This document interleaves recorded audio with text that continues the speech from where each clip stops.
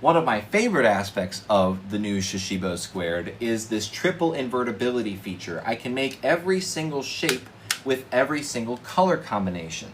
And a great way of showing this off is with the box, because our boxes have the same color facing out the whole way around.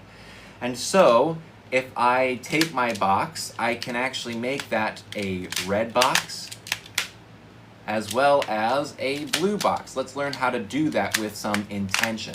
So it's very simple. It looks tricky, but from our double cube, what we want to do is open it up either by pulling it apart or twisting it. Either way, we want to pull it all the way apart into this nice open ring shape. And now, around the outside of the ring, look, I've got a ton of different colors. I've got blue, I've got yellow, I've got red right here on either side. All that needs to happen is pick a color. I'm gonna pick yellow this time. I'm just gonna hold it by that, and it turns into this ribbon. And now I'm going to wrap up that ribbon to keep all of my yellow showing on the outside. And there's my yellow box.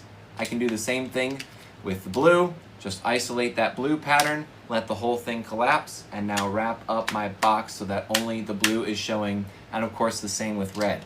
Now, here's a tricky one. Some shapes you can make in a shuffled variety. Look, that has blue, yellow, and red on it. So there is, of course, a way to choose what you're doing there, because we have 2 blue sections and 1 of the yellow and red. And the way to choose which one you're doing is this pattern right here. The way to get to that shuffled box is to open up our double cube into that open ring again.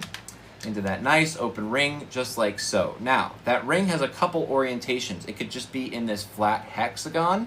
It could be kind of stretched out like this into the ribbon, but we don't want the ribbon.